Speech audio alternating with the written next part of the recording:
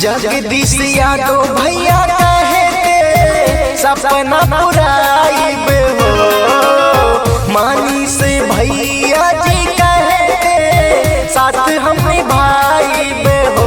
माई बाबू जब करी है मतदानवा प्रधान बन के आइब हो, माई बाबू जब करी है मतदानवा प्रधान बन के आइब हो। वोट नहीं कर्ज मांगते हैं, वोट नहीं कर्ज मांगते हैं, ब्याज सहित लौटा देंगे। जहां आपका बहे पसीना वहां अपना लहू बहा देंगे, अपना लहू बहा देंगे। ये कहना है बड़े भैया जगदीश यादव, मनीष यादव का। तो भूलना नहीं है दादा दादी, चाचा चाची, भैया भाभी। आने वाले प्रधानी के चुनाव में सबसे ये कहना है कि बूथ पे जाके जम के मोहर लगाना है और बड़े भैया जगदीश यादव पत्नी सरोज भाभी को अपना प्रधान बनाना है। ग्राम सभा परोमा के स्वर्ग बनाइब, हर योजना के लाभ दिलवाइब।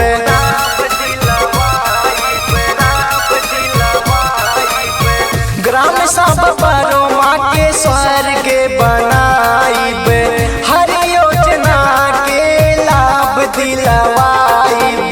सोचल गरीब जवन सपना हम सागरो पुराइब हो, सोचल गरीब जवन सपना हम सागरो पुराइब हो।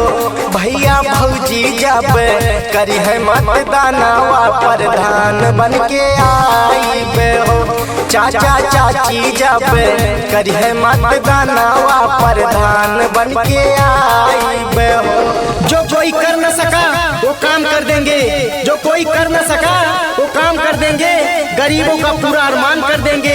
अरे 5 साल क्या उम्र भर कोई नहीं भूल पाएगा, क्योंकि बन के प्रधान ऐसा काम कर देंगे, ऐसा काम कर देंगे। तो जी हाँ, आपका बेटा जन जन का दुलारा जगदीश भैया चल चढ़े हैं मैदान में आप सभी जनता जनार्दन के सम्मान में। तो भूलना नहीं है चाचा चाची, दादा दादी, भैया भाभी। आने वाले प्रधानी के चुनाव में बड़े भैया जगदीश यादव पत्नी सरोज भाभी को जिताना है और अपने ग्राम सभा परोमा में विकास की गंगा बहाना है। जगदीश भैया जिंदाबाद जिंदाबाद, सरोज भाभी जिंदाबाद जिंदाबाद, ग्राम सभा परोमा की जनता जिंदाबाद जिंदाबाद।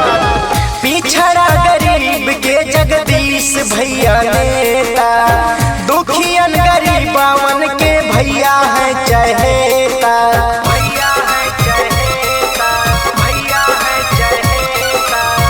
पिछड़ा गरीब के जगदीश भैया नेता, दुखियन गरीबावन के भैया है चहेता। करब जवन वादा हम सागरो वादा निभाइब हो, करब जवन वादा हम सागरो वादा निभाइब हो। चाचा चाची जब करी है मतदानवा प्रधान बन के आइब हो, चाचा चाची जब करी है मतदानवा प्रधान बन के आइब हो। परिंदों को मंजिल मिलेगी यकीनन, ये फैले हुए उनके पर बोलते हैं। अक्सर वो लोग खामोश होते हैं जमाने में जिनके हुनर बोलते हैं। तो जी हाँ, आने वाले प्रधानी के चुनाव में बड़े भैया जगदीश यादव पत्नी सरोज भाभी को जिताना है और अपने क्षेत्र में विकास की गंगा बहाना है। जगदीश भैया जिंदाबाद जिंदाबाद, सरोज भाभी जिंदाबाद जिंदाबाद, ग्राम सभा परोमा की जनता जिंदाबाद जिंदाबाद।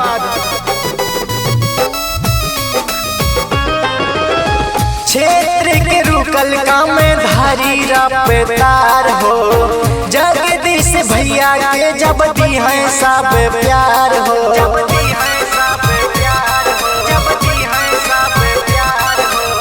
क्षेत्र के रुकल काम धारी रफ्तार हो, सरोज भाभी के जब दी है सब दुलार हो। मनीष दीवाना कहते बतिया मन में लिहा बैठाई हो, मनीष दीवाना कहते बतिया मन में लिहा बैठाई हो। दादा दादी जब करी है मतदानवा प्रधान बन के आइब हो, काका काकी जब करी है मतदानवा प्रधान बन के आइब हो।